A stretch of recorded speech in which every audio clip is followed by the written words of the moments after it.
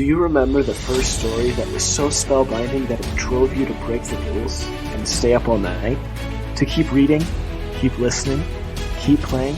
So good you forgot your life and lived there? So good that the moment it ended, you asked yourself, what next? Welcome to the floor. Our goal is to take you back, take you deeper, to explore and understand more, and relive that childlike wonder. Join us as we dive deep into humanity's greatest stories, no matter how they are told, through books, movies, television, even games. One of us does an in-depth research on our topic. One of us is familiar with the topic. And one of us knows nothing. So the right questions will always be asked and will be addressed for anyone coming into the topic, regardless of how much you know. Enjoy another world, another adventure, another spellbinding story. Join us on the floor. All right. Welcome back to another Baldur's Gate Dark Alliance episode. So it's been a while, so we're going to recap a few things for you. So Baldur's Gate 1 and 2 were a huge hit, very early gaming in the 90s and the 2000s. And Huge hit. Huge Decades impaction. Yeah. So, I wouldn't know. But they were PC only, and then a really weird decision was made where the next two installments of the story were done on PlayStation and not on PC. And that is, of course, and so a lot of people are not as familiar with the story and the events. And that is, of course, Dark Alliance. And where we are now is Dark Alliance 2. So we're going through the story, and then as we encounter lore points, whether it be cultural things, geological things, or even just creatures, we dive into a bit of lore on each of those points. So in the Dark Alliance Part 2, we're dealing with the Zhentarim. These are born out of a black market group of people who decided they would then use their ill-gotten wealth to manipulate politics and try and overthrow governments. And so we have encountered the Zhentarim attempting to create a portal into the city of Baldur's Gate and to then bring in an army and overthrow the city. To do this, they have to reconstruct the Black Tower that was destroyed in the first game, the Dark Alliance Part 1. And when you were questing for was it a storm orb? So yes. So now, in order to recreate the tower or prevent them from acquiring the artifacts to recreate the tower, there are, I believe, 4 artifacts that are needed. So that we are now collecting those. So because if the Zhentarim can get their hands on these 4 artifacts, they can then recreate and use the Black Tower. So we are attempting to gather them ahead of the Zhentarim so that they cannot use them. And when you say we, that is the party in the Dark Alliance game. Yeah, well, I guess we is the wrong term because in Dark Alliance 1 and 2, you do not have a party. You are solo. Oh, right. Yeah, whereas... Because you're a hack and slash, right? We did talk. I remember talking about Dark Alliance. D&D games, Baldur's Gate especially, like they were really good about sticking to world building and decisions and all that kind of stuff. And then Dark Alliance was all about, well, how do we just make it repetitive?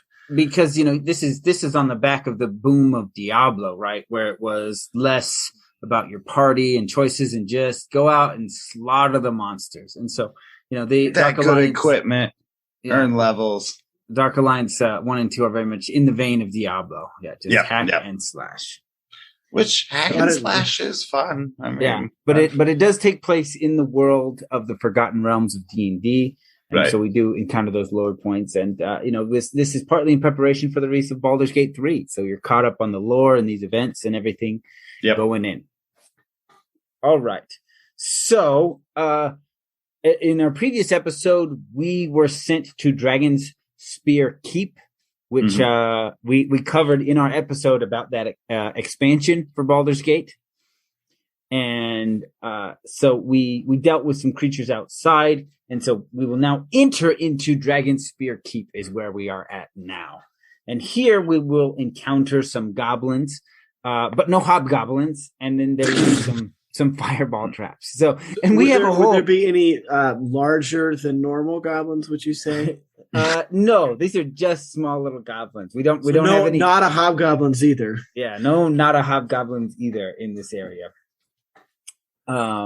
So there will be a puzzle to be solved, dealing with various levers in order to open the right doors in the right order, which will then allow us to enter deeper into Dragonspear Keep. Now, if you remember from our episode on Dragonspear Keep, there is a portal into the 9 hells that they've tried to seal in here. And so as we descend lower in, we will begin to encounter some of the creatures of the 9 hells. So we'll encounter some hellhounds as we get deeper into the keep here. And nearer to that portal that opens into Avernus. And Avernus is the very first layer of the 9 hells, right? Right. And we talked about the descent to Avernus, and yeah. So the Hellhound, it's important to point out that this is not a dog.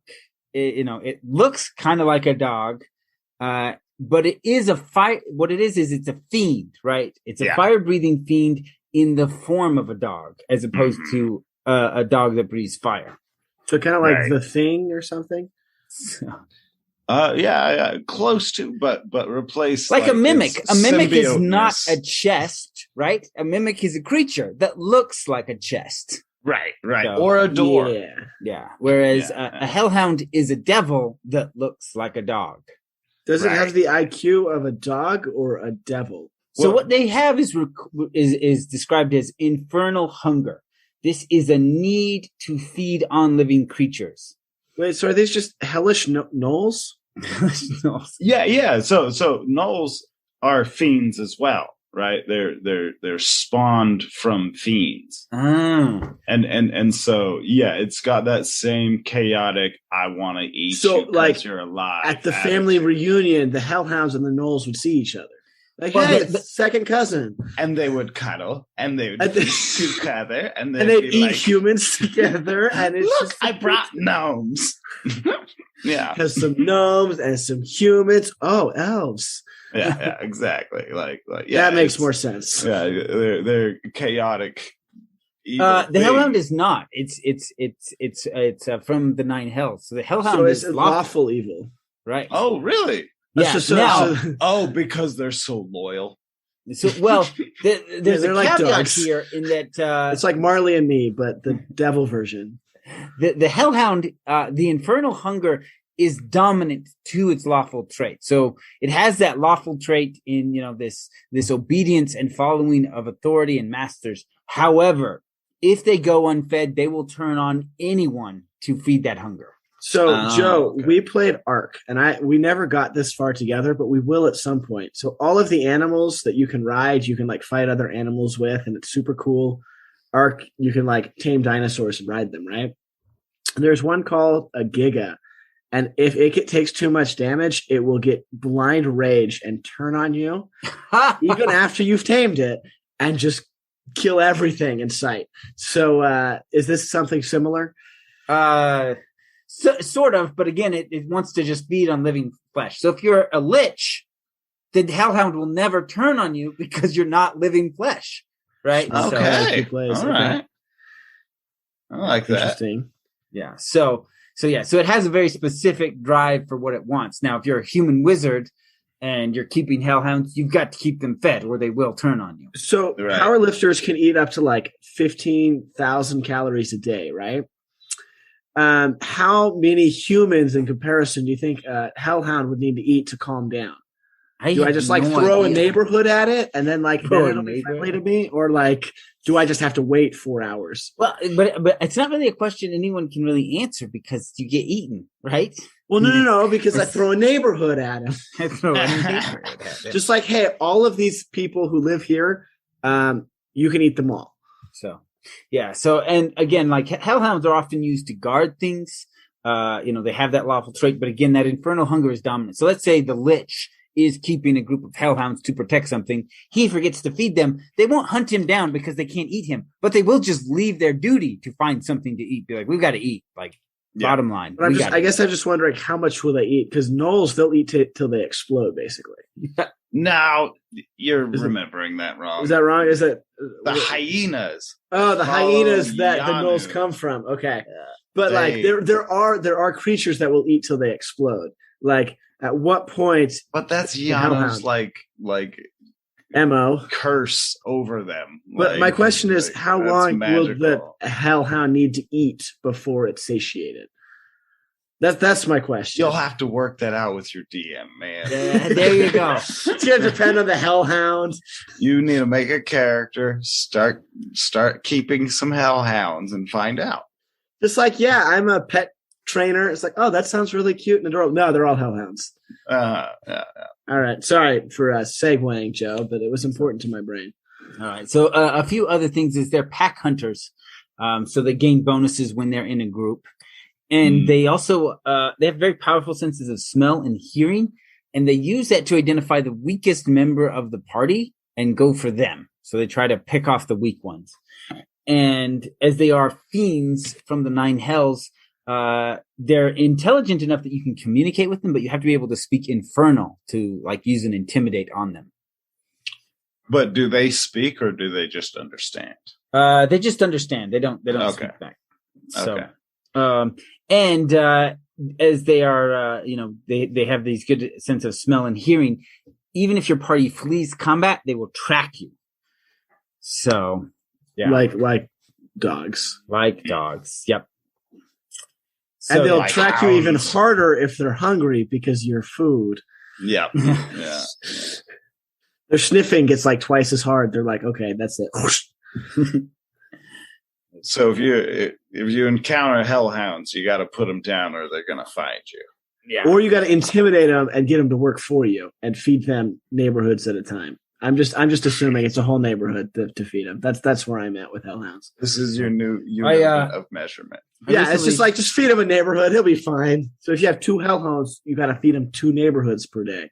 I did see this thing where a guy lives I think he's up in Montana or something, and there's various bears in the country, different things like this. So he's got his dog, and when his dog barks, it usually drives the bears off.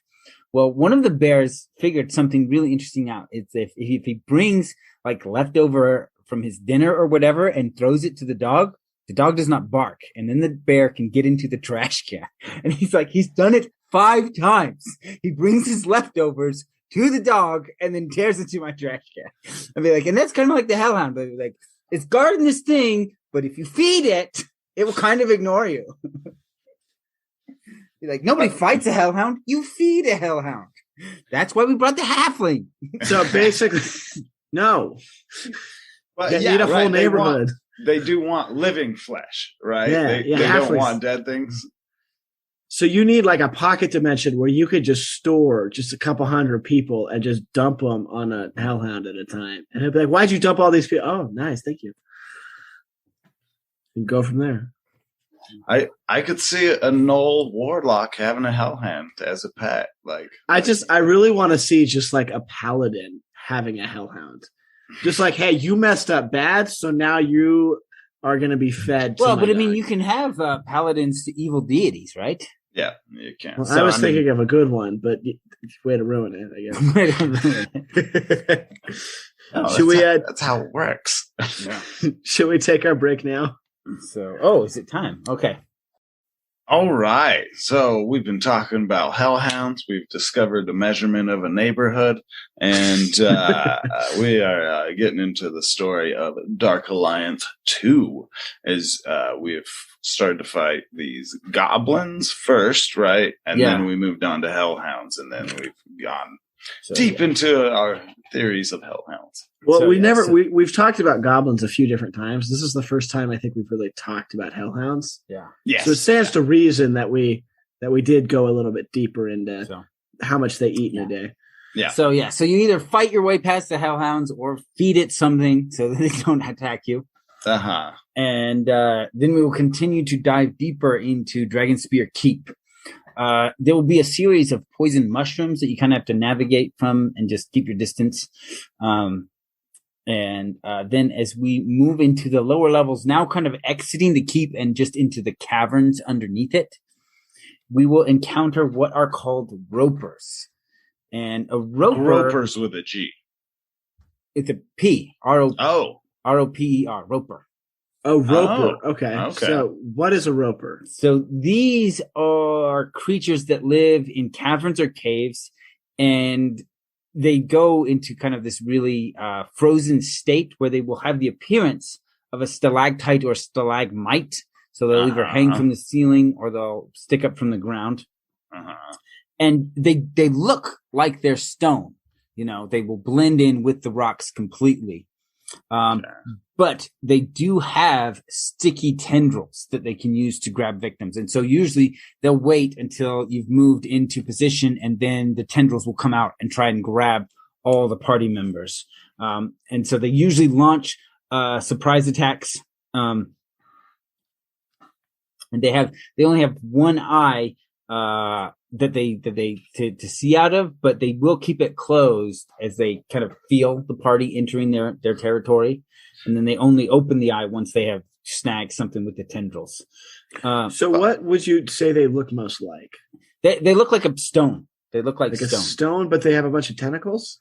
Sticky tentacles that come down and grab your body when you're walking through a cold, dark cave. Yeah. Or is the okay, well, now I'm terrified for the rest of my life. Thank you for that, Eli. I hate you. This is not supposed to be our history of horror episode. Jeez, Eli. So this stalactite at you with one eye. One little eye. The eye doesn't open until no. When you see the eye, you know you're dead because they open it only when they're ready to grab and kill you. So they have 6 of these tentacles that they use to grapple with, and if you sever it, it will grow back in the next turn.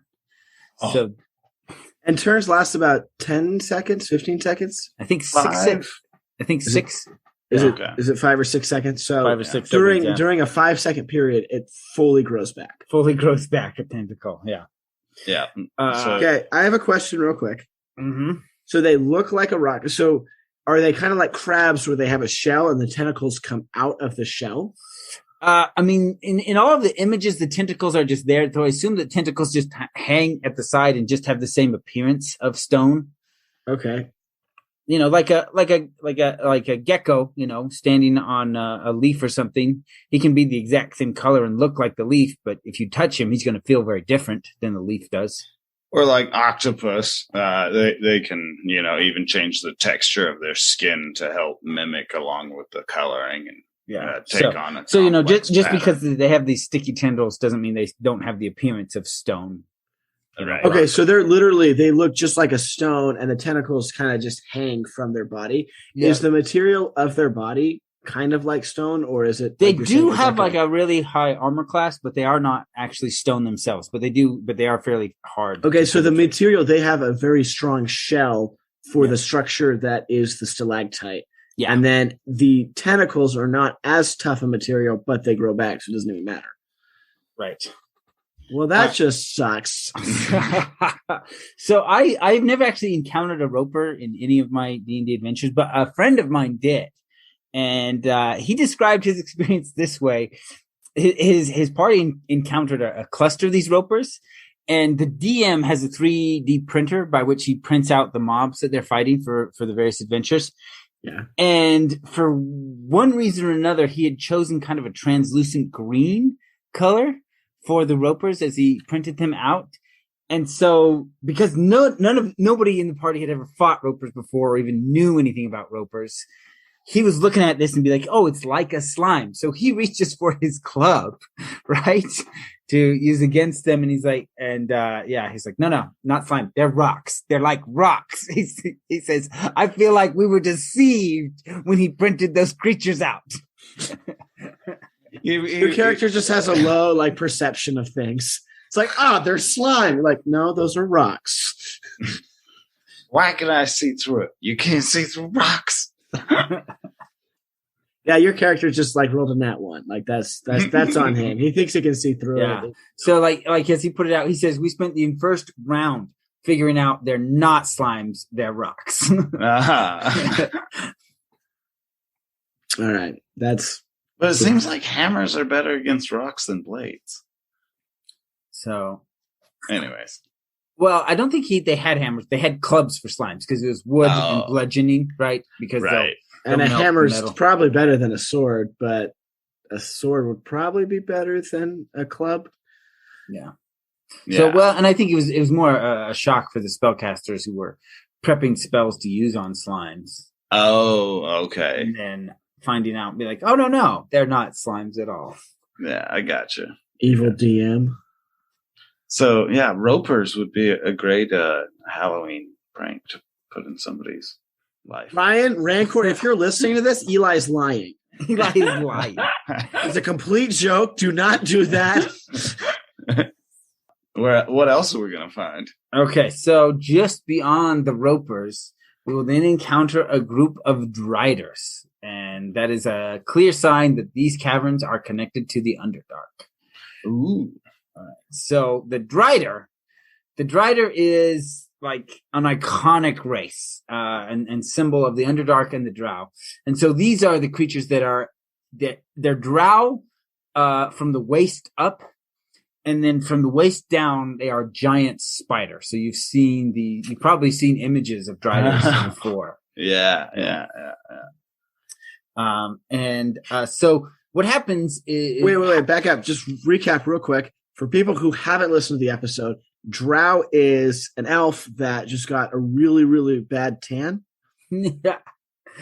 So the Drow are the Dark Elves, cast into the Underdark after the Sun Elves really just gave them a raw deal. Like the Sun Elves did a bunch of terrible things and somehow blamed it on the Moon Elves, and then the Moon Elves had their connection to their gods severed and became the Drow, and turned dark and fled underground and were forced to seek out another god because their connection to their deity was severed. And the god they chose was Lolth. And Lolth is who again? Lolth is the Spider Queen. Okay. She was once the wife of the king of the elven gods, and she wanted him to be more ambitious in gaining even more power. And he wouldn't, and it frustrated her. So she attempted to get rid of him, started a war between the elven gods, and was cast out and into the abyss, where she was transformed into the Spider Queen. And so how do the Drow become Driders? So yes, that's where I'm going to go. So perfect. When a Drow shows great promise, Lolth will then summon it into her domain, which is the Demon Web. So it's like a Digimon evolution. So there they will undergo a test of faith and strength, right? And so those who pass this are given Lolth's favor. She gives them a lot of power and different things like that. But those who fail are turned into Driders. Oh. So Driders are a bad thing. Driders are a bad thing. It's a punishment. Yeah. That seems like terrible marketing. Like, she is the Spider Queen, and she's like, if you're more like me, that's because you failed. Yeah, because you failed. Aaron, you also don't know what happens to the ones who succeed. I don't. Joe didn't tell me. Someone interrupted him. We don't need to say who. I need to say who. So the Driders are seen as kind of like slaves, but they are tolerated because at one point Lolth showed them some favor. Uh-huh. Most border on madness, and they just kind of wander the Underdark, leading packs of spiders and just feeding and living. But some of them maintain enough of their intelligence that they are servants within the Drow society. Yeah. And so the ones who win, or like who succeed, they remain Drow, but they gain like blessings and power from Lolth. Right? So like heightened senses, like Spider-Man, basically. Think more like higher level cleric spells, stuff like that, or magic so weapons. kind of like the marks. So like they're imbued with more potential for power. Yeah. Okay, that makes sense. I'm a favorite of Lolth. So pack of Driders that like the one. Eli, did you have something to say? Oh, I was just gonna say, I wish like there was more Halloween decorations like this. like the centaur spider woman, It's yeah. You know what? We can both dress up as centaur spider people this year if you want. But what are they called again, Joe? Driders? Driders.